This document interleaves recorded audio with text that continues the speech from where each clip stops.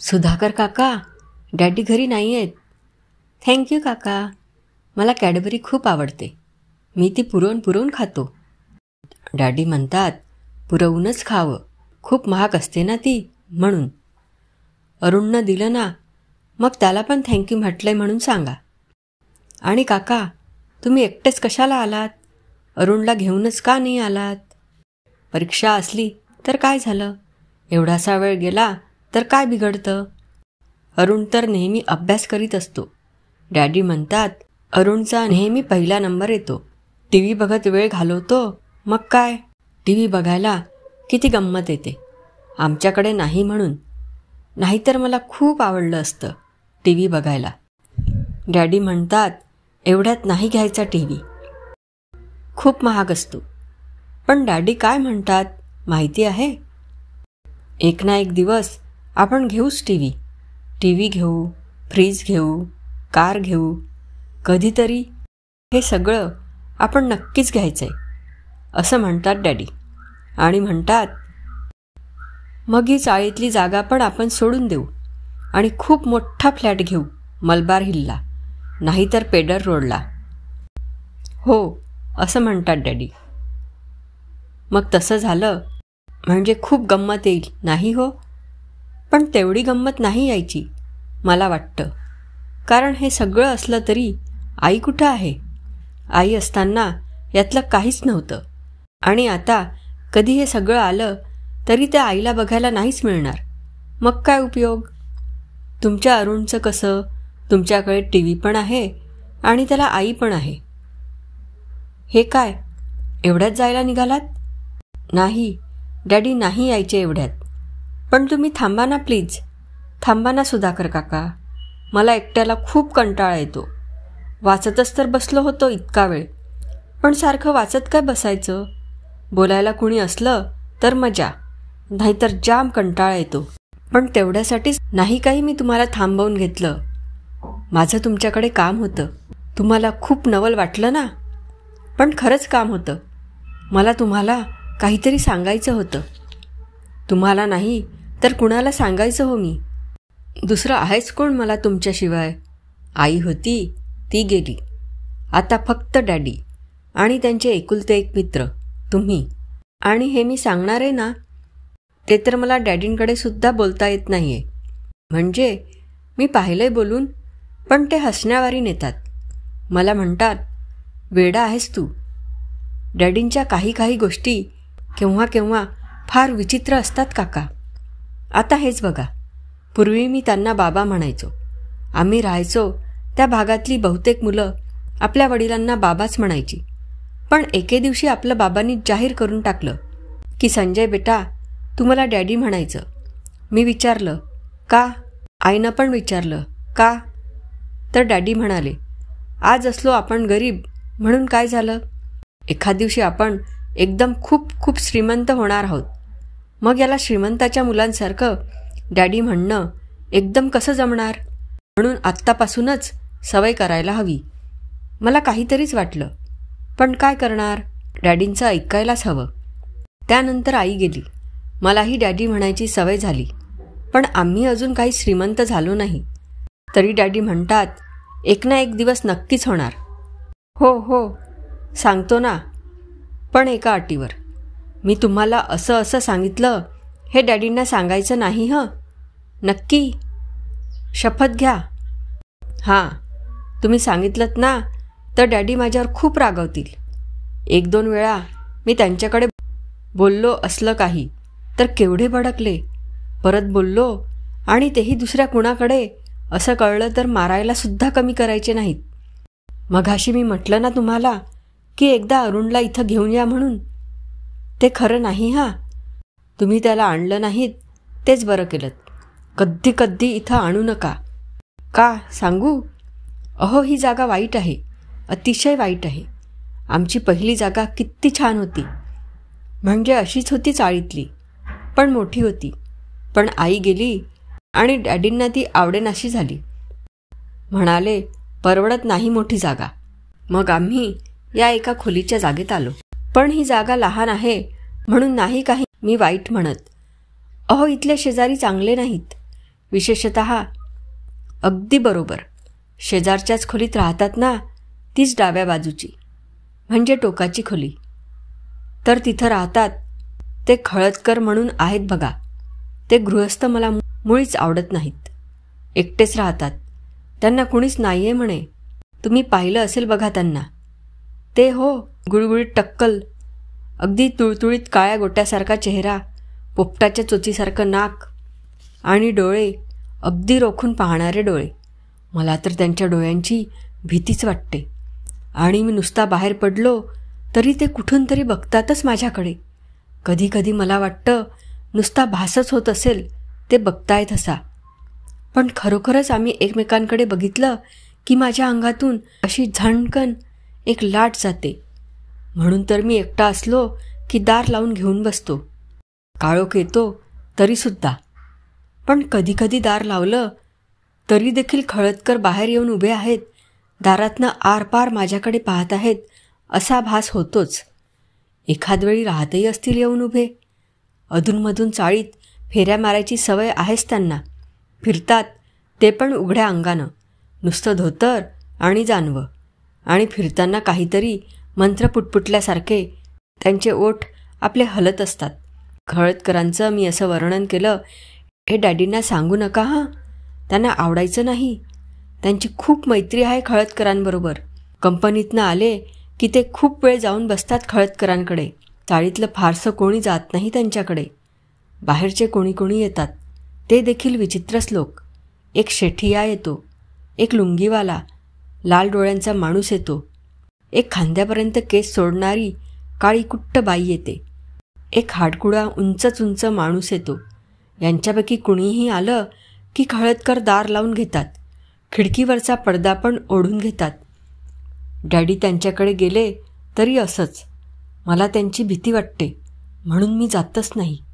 पण 1-2 वेळा डॅडींना बोलवायला गेलो तर डॅडी माझ्या अंगावर खेकसले आणि मला बाहेरच्या बाहेर घालवून दिलं. तसे कधीकधी दोघे आमच्या गॅलरीत उभे राहून बोलतात, पण तेही अगदी कुजबुजल्यासारखं. तुम्ही कसे मोठमोठ्याने असता, डॅडींच्या पाठीत थापा मारता, जोक्स करता, तसलं काही नाही. मला हे सगळं काहीतरीच वाटतं. काय आहे ते समजत नाही, पण भीती वाटते. आणखी एक झालं. त्या दिवशी रात्रीची गोष्ट. मी डॅडींच्या जवळ झोपलो होतो आणि एकदम मला जाग आली. सगळं घर हादरल्यासारखं होत होतं. झांजा वाजत होत्या. कोणीतरी पडघमवर धम धम वाजवत होतं. त्याच धम धम धम तालात सगळं घर हलत होतं. काका. काही नाही काका. मला आठवणीनं एकदम घाबरल्यासारखं झालं. त्यातनं तेव्हा तर रात्र होती. खोलीभर काळोख. मी एकदम झोपेतनं खाडकन जागा झालेला. मला समजेच ना की काय चाललंय. मग सगळं एकाएकी थांबलं. एक गुंग असा भुंग्यासारखा आवाज यायला लागला. काही वेळ तो तसाच चालला. मग पुन्हा धम धम वाजायला लागलं. मला भीतीनं किंचाळावंसं वाटलं, पण तोंडातून किंकाळही फुटेना. एकदा वाटलं आपण झोपेतच आहोत की काय. मग वाटलं नाही, हे स्वप्न नाही, आपण जागेच आहोत. एवढ्यात पुन्हा गुंग सुरू झालं. नंतर पुन्हा धम धम वाजायला लागलं. मला फारच भीती वाटायला लागली. तेव्हा मी डॅडींना हलवून उठवायला लागलो. डॅडी डॅडी अशा हाका मारल्या. काळोखात मला माझ्या स्वतःच्याच हाकांची केवढी भीती वाटली. आणि एकदम लक्षात आलं की कुणाला हलवतोय. बिछाण्यात आहेच कोण. बिछाना रिकामा होता. डॅडीजवळ नव्हतेच. मी एकटाच. काळोख आणि धमधम वाजत होतं. मी भयंकर घाबरून किंकाळी फोडली. तेवढ्यात उघड्या दारातून डॅडी धावत आले. मी रडत रडत विचारलं, कुठं गेला होता? कुठं नाही, इथंच होतो, त्यांनी सांगितलं. मग दिवा लावला आणि मला प्यायला पाणी दिलं. दिव्याच्या उजेडात मला डॅडींच्या कपाळावर एक मोठा लाल डाग दिसला. डॅडी, तुम्ही गंध लावलत? मी विचारलं. नाही बुवा. का? कपाळावरचं पुसल्यासारखं करीत डॅडी म्हणाले. पण ते गंध नव्हतंच आणि ते पुसलंही गेलं नाही. हातापायावरची एखादी पुळी फुटल्यानंतर जसा रक्ताचा ओघळ येतो ना, तसं ते काहीतरी दिसत होतं. बहुतेक डॅडींच्या कपाळावरची एखादी पुळी फुटली असणार. पाणी पिऊन मी पुन्हा अंथरुणावर पडलो. मला झोप लागेपर्यंत दिवा तसाच जळत ठेवायचं डॅडींनी कबूल केलं होतं. मी पडलो तरी ते धमधम ऐकू येतच होतं. पण उजेडात माझी भीती कमी झाली होती. हळूहळू तो आवाज कमी होत गेला. मला झोप लागली. पण 2-4 दिवसांनी पुन्हा एकदा मध्यरात्री मला जाग आली, त्याच आवाजानं. तसंच खोली हादरते असं वाटत होतं. पण या खेपेला मी भीतीनं किंचाळलो नाही. पांघरून गच्च धरून ऐकत राहिलो. आवाज शेजारच्या खळदकरांच्या खोलीतून येत होता. तेच गुंग गुंग आणि पुन्हा त्याच झांजा, तेच पडघम. मी सावकाश उठून बसलो. मग दिवा लावला. डॅडी खोलीत नव्हते. पण का कोण जाणे, मला त्या गोष्टीचं नवल वाटलं नाही. मी दार हलकेच उघडलं आणि पाय न वाजवता शेजारच्या खोलीशी गेलो. मला दिवसा देखील तिथं जाण्याची भीती वाटायची. तिथं मी रात्री कसा जाऊ शकलो कुणास ठाऊक. पण काळोखातूनच मी खिडकीपर्यंत गेलो खरा. मी तिथं पोचलो आणि एकदम झांजा वाजायच्या थांबल्या. गुंग असा आवाज यायला लागला. खिडकीच्या पडद्याला एका बाजूनं एक फट राहिली होती. तिच्यातून मी आत डोकावून पाहिलं. खळदकरांची खोली धुपानं भरून गेली होती. मध्यभागी उभे राहून खळदकर घुमत होते. त्यांच्याच तोंडून तो गुंगुंग असा आवाज येत होता. खळदकर नेहमीपेक्षा कितीतरी अधिक भयानक दिसत होते. आपल्या उघड्या अंगावर त्यांनी एक काळा कपडा पांघरून घेतला होता. सबंध चेहरा गुलालानं माखला होता आणि त्या लाल तोंडावर डोळे नुसते पांढऱ्या कवड्यांसारखे दिसत होते. एका बाजूला वाजवणारी माणसं बसली होती. मी आणखी थोडं पलीकडे पाहण्याचा प्रयत्न केला. काही माणसं कोंडाळं करून बसली होती. त्यात डॅडी होते. डॅडींना त्या माणसामध्ये पाहिलं आणि माझे पाय लटपटायला लागले. भिंतीच्या आधारानं मी कसाबसा त्या काळोखात उभा राहिलो. पुन्हा झांजा वाजायला लागल्या. खळदकरांनी एकदम डॅडींचं नाव घेतलेलं ऐकलं. म्हणून मी पुन्हा आत पाहायला लागलो आणि जे दिसलं त्यानं माझ्या अंगावर काटा उभा राहिला.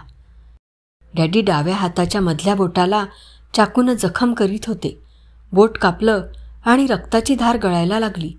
ते रक्ताळलेलं बोट त्यांनी तसंच खळदकरांच्या कपाळाला लावलं, स्वतःच्याही कपाळाला. माझ्यानं अधिक पाहावे ना, चक्कर येईल असं वाटत होतं. पण इथं खळदकरांच्या दारात पडून चाललं नसतं, हेही त्यावेळी माझ्या लक्षात आलं. मी झिडपिडत कसाबसा आमच्या खोलीशी आलो आणि चक्कर येऊन दारातच पडलो. सकाळी मी जागा झालो तेव्हा बिछाण्यात होतो. डॅडी कंपनीत जायची तयारी करीत होते. मला म्हणाले, काय रे, जागा झालास का? आज शाळेत नाही का जायचं? काल झोपेत चालत होतास वाटतं रात्री, दारात पडला होतास. त्यांच्या या शब्दांनी मला एकदम रात्रीचा सगळा देखावा डोळ्यासमोर दिसायला लागला. म्हणजे मी झोपेत चालत होतो? मग मला जे दिसलं ते स्वप्न की खरं? मी एकदम बोलून टाकलं, डॅडी तुमचं बोट कसं कापलं? खरं तर आत्ता मला ते कापल्यासारखं दिसतही नव्हतं. पण डॅडी चपापले. चटकन बोटाकडे पाहत ते म्हणाले, काही नाही, कडी लावतानाच चेमटलं. एकूण बोटाला खरोखरच जखम झाली होती. मला दिसलं ते स्वप्न नव्हतं. डॅडी म्हणत होते, संजय, असा काय दिसतोय सास तू? तुला बरं नसलं तर शाळेत नको जाऊस, वगैरे वगैरे. पण डॅडींच्या बोलण्याकडे माझं लक्ष नव्हतं. मी स्वतःशीच विचार करीत होतो, काय असेल हे सगळं? माझ्याभोवती काय चाललंय हे? सुधाकर काका, तुम्हाला ठाऊक आहे का? हे लोक काय करतात? कसली पूजा करतात? कशासाठी एकत्र जमतात? हळूहळू कुजबुजतात? काय असेल हे सारं? मी तर लहानच आहे, मला काही कळत नाही. पण तुम्ही विचारून घेतलंत तर डॅडी तुम्हाला सांगतील. डॅडी तिथं जाऊन काय करतात आणि कशासाठी? त्यामुळे ते एकदम श्रीमंत होणार आहेत का? त्यांना व्हायचंय तसं? हे सगळं काय आहे? डॅडींना विचारून मला सांगाल? मात्र मी तुम्हाला हे सांगितलं असं काही केलं डॅडींना कळू देऊ नका. प्लीज, तुम्हाला माझी शपथ आहे. हो, तू म्हणतोस ते बरोबर आहे. त्याला ही जागा काही आवडत नाही. पहिल्यापेक्षा लहान आहे आणि खेळायला त्याचे मित्रमैत्रिणी नाहीत. म्हणजे चिक्कार मुलं आहेत इथं. पण हाच अलीकडे एकलकोंडा झालाय. सारा दिवस दार लावून बसलेला असतो. चाळीतल्या चाळीत फिरायला सुद्धा घाबरतो. जेमतेम शाळेत जातो आणि परत येतो. पण अलीकडे त्याची तब्येतच ठीक नसते, म्हणून मधून मीच पाठवत नाही त्याला शाळेत. काय झाले त्याला कोण जाणे. विचित्र वागतो, मध्येच घाबरल्यासारखं करतो, कुढत राहतो. त्या दिवशी तर झोपेत चालायला लागला. हे नवीनच. दारातच झोपलेला सापडला. मला वाटतं आई गेल्यामुळे होत असेल हे सगळं. त्यातून वाढीचं वय. तरी देखील मी एकदा डॉक्टरला दाखवणारच आहे त्याला. पण मला तरी कुठं वेळ होतो रे. आमच्या कंपनीत म्हणजे अक्षरशः मजुरासारखं राबवून घेतात. कधी संपतील हे दारिद्र्याचे दिवस कोण जाणे. साला गरिबी म्हणजे एक शापच आहे. माणसानं एकतर श्रीमंत असावं, नाहीतर जगूच नये या दुनियेत. त्या खळदकरचं तुला काय माहीत नाही. दसकन कशाला मी.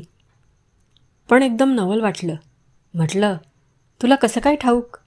तू त्याच्याविषयी काय ऐकलंयस का काय.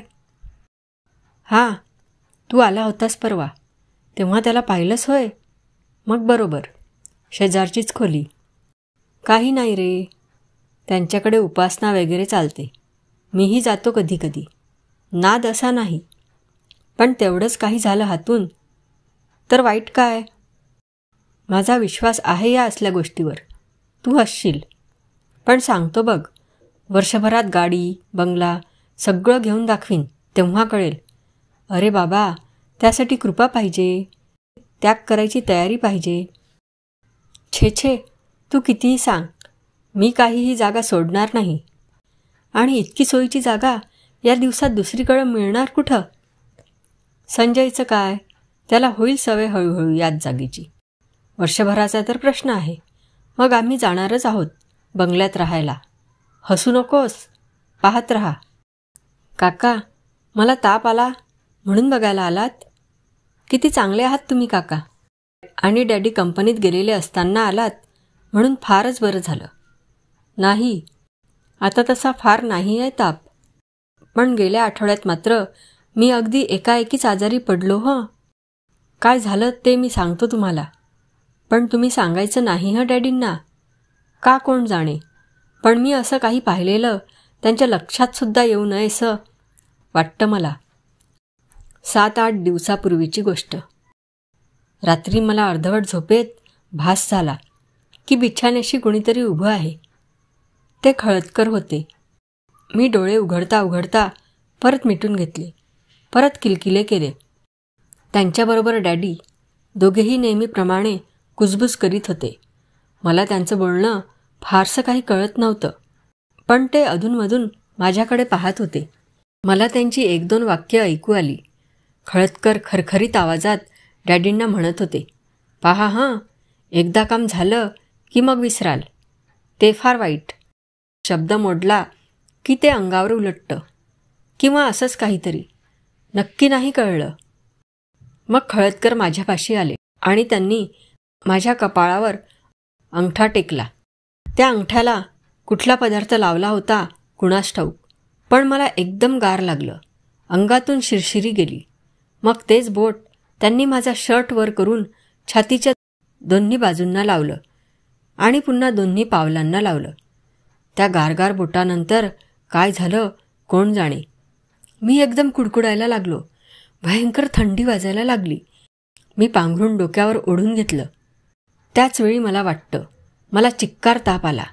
तापात एकसारखं दिसायचं. ते दोघे माझ्या उशाशी उभे आहेत, झांजा वाजवत आहेत.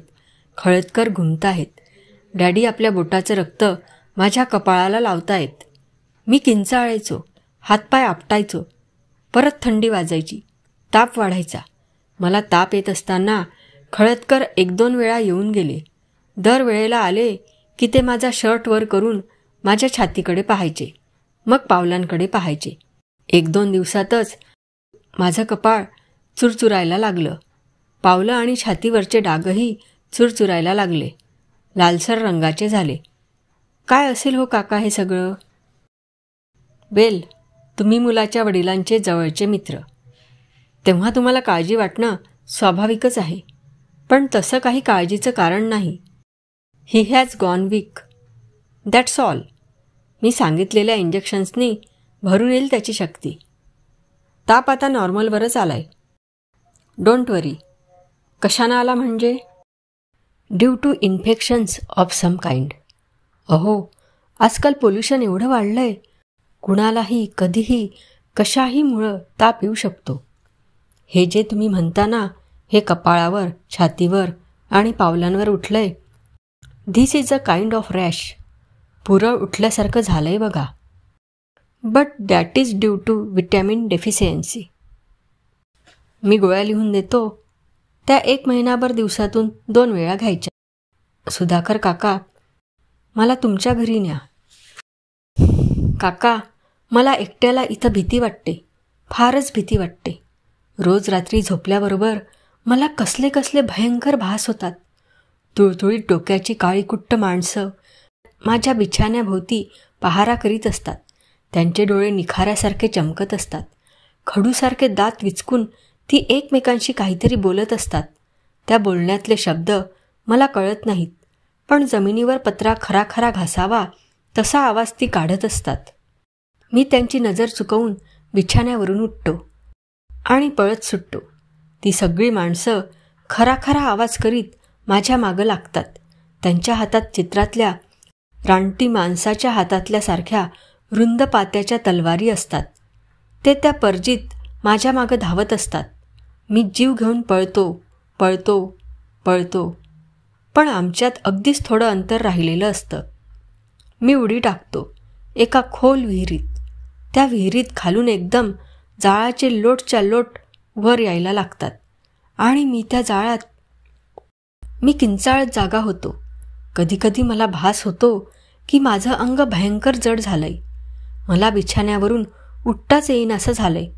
मग ते सगळे तुळतुळीत डोक्याचे काळे लोक येऊन माझ्या छातीवर बसतात.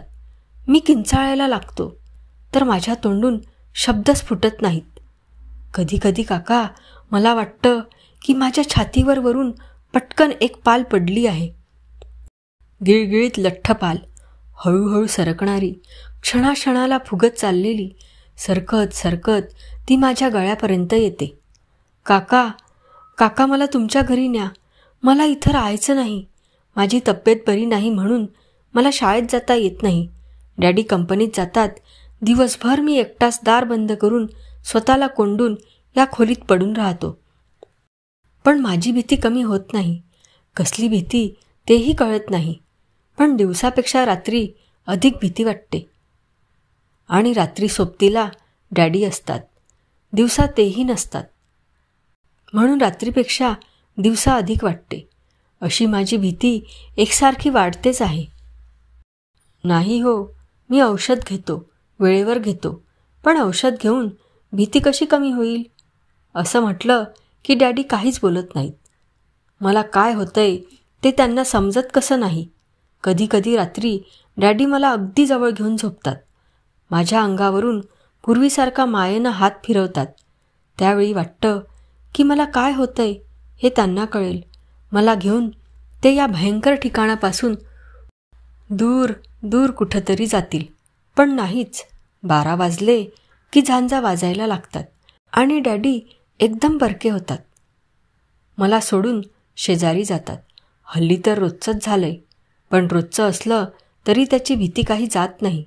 आता वाजायला लागेल या भीतीनं कितीतरी वेळा मी दचकून जागा झालेलो आहे. मला इथून घेऊन जा सुधाकर काका, नाहीतर मी भीतीनं, नाहीतर तापानं मरून जाईन. ही चाळ भयंकर आहे. आमचे शेजारी भयंकर आहेत आणि त्यांच्यामुळे आमचे डॅडीसुद्धा भयंकर झालेत.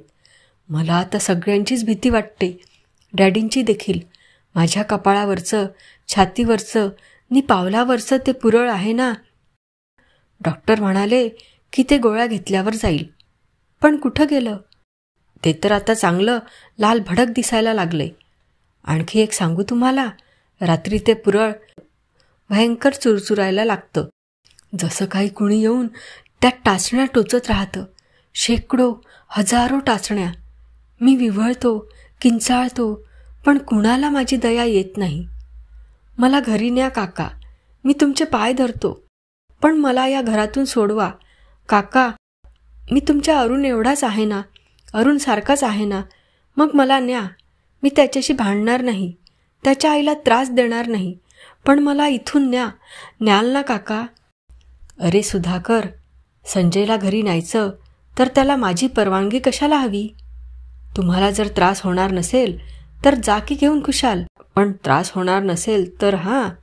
कारण हल्ली झालाय त्याचा स्वभाव विचित्र. रात्री बेरात्री किंचाळत उठतो काय, घाबरल्यासारखा आजूबाजूला बघतो काय, वेडाबिडा झाला नाही म्हणजे मिळवलं. त्यातून अधनंमधनं त्याला ताप येतो, नीट खात नाही, नीट झोपत नाही. हातापायांच्या अशा काड्या झाल्या आहेत, पाहिलंस ना. पण तुला हवं तर जा घेऊन, बघतो येतो का. आणि हो, तुला एक न्यूज सांगायची राहिली. न्यूज म्हणजे अगदी फंटॅस्टिक आहे, तुझा विश्वाससुद्धा बसणार नाही अशी. अरे, आमच्या कंपनीच्या मालकानं परवा एकदम मला बोलावून घेतलं आणि विचारलं. काय विचारलं असेल? तुला कल्पनासुद्धा करता यायची नाही. त्यानं विचारलं, माझ्या मुलीशी लग्न करशील का? मला धक्क्यानं काही बोलायलाच सुचेना. तो म्हणे, पूर्वीपासूनच माझं काम फार ॲप्रिशिएट करतो. माझ्यात त्याला खूप स्पार्क आढळलाय.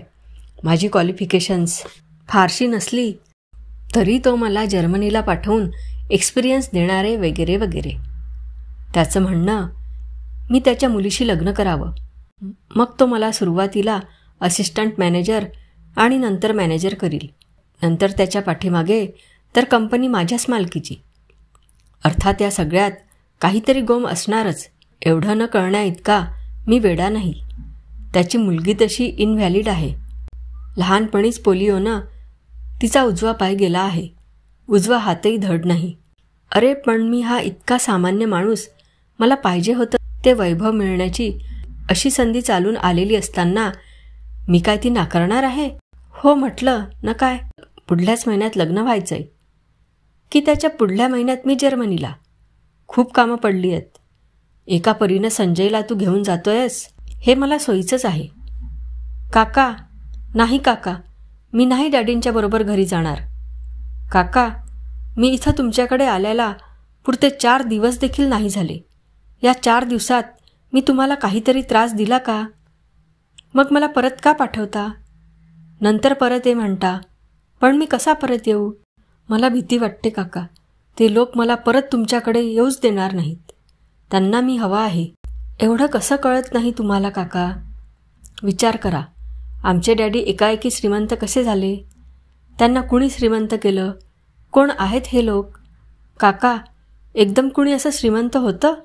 जे लोक असे एकदम श्रीमंत होतात ते किती भयंकर असतील. आमचे डॅडी त्यातलेच आहेत. आणि अशा भयंकर माणसाबरोबर तुम्ही मला पाठवता? तुम्ही म्हणता तर मी जातो काका. शेवटी तुम्ही देखील मला सोडलत. मला खूप वाटायचं की तुम्ही आहात तोपर्यंत मला कुणाची भीती नाही. पण नाही काका, आज तुम्ही देखील मला. वडिलांबरोबर जातोय मी. मला नाही असं वाटत. गेले कित्येक दिवस मला ते माझे वडील वाटतच नाहीत. पूर्वी ते माझे वडील होते, पण आता ते दुसरेच कुणीतरी झालेत. अलीकडे कुणीतरी दुसरेच. मी भ्रमात बोलत नाही काका, पण मला जे समजतंय ते मला तुम्हाला नीट सांगता येत नाही. पण खरंच डॅडी मला माझे वडील वाटत नाहीत. तुम्हीच माझे वडील आहात. आणि आता तुम्हीसुद्धा मला सोडलत. उठा, रडत बसून काय होणार आहे?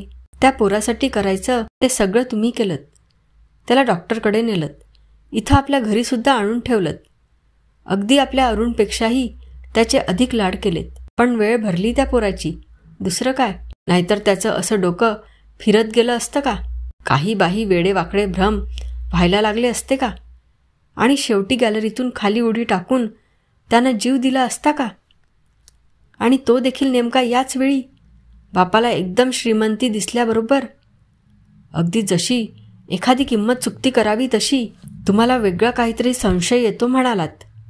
गॅलरीतून पडून पोराचं धड आणि मुंडकं वेगळं कसं होईल म्हणता? आणि मुलानं रात्री कधी उडी टाकली ते कुणालाच कळलं कसं नाही म्हणता? हो बाई, म्हणजे सकाळी एकदम तो आपला फुटपाथवर पडलेलाच सापडला. धड आणि मुंडकं वेगवेगळं पडलेलं अशा अवस्थेत. पण त्याचे वडीलच म्हणाले ना की मधल्या एका घराच्या पत्र्याच्या धारेवर त्याचं मुंडकं चिरलं गेलं आणि रात्री झोपेत चालायची त्याला सवयच होती म्हणून. तसाच रात्री कुणाला न कळता सवरता कठड्याशी गेला म्हणून आता वडीलच ना ते कशाला खोटं बोलतील. त्यातनं गेले काही दिवस पोराचं लक्षण काही ठीक नव्हतं, हे आपण पाहिलंच. बाकी सर्टिफिकेट मिळायची चांगलीच पंचायत झाली असती म्हणा. पण त्यांच्या शेजारच्या त्या खळदकरानं म्हणे सारं निस्तरलं ना. त्या खळदकराच्या सगळीकडे ओळखी. काहीही म्हणा, पण खूप ऐकलंय हो त्या खळदकराचं. कुणी कुणी म्हणतात की त्याची ती उपासना चालते, तिचा भलताच प्रभाव आहे. मी तर ऐकलं की संजयचे डॅडी म्हणजे त्याच्याच कृपेने श्रीमंत झाले. नाहीतर अशी एकदम आकाशातून पडल्यासारखी मिळणार आहे कुणाला श्रीमंती. तुम्ही का नाही हो एकदा त्या खळदकराला भेटत? नाही म्हणजे आपलं चाललंय ते तसं चांगलंच चाललंय, पण ज्याला श्रीमंती म्हणतात ना ती ही नाही. बघा ना विचारून एकदा त्याला, तो काय म्हणेल ते करू आपण. अहो असं झालं काय तुम्हाला एकाएकी? मी काय बोलले असं? आणि अरुणला पोटाशी धरून रडायला काय लागलात एकदम? बरं नाही तर नाही म्हणते ना. कधीच आणायचा नाही आपण असला काही विचार डोक्यात. अहो पण रडू नका ना, शांत व्हा, रडू नका ना. अशाच नवनवीन कथा ऐकण्यासाठी आपल्या श्रवणकथा या चॅनलला सबस्क्राईब, लाईक आणि शेअर करा. धन्यवाद.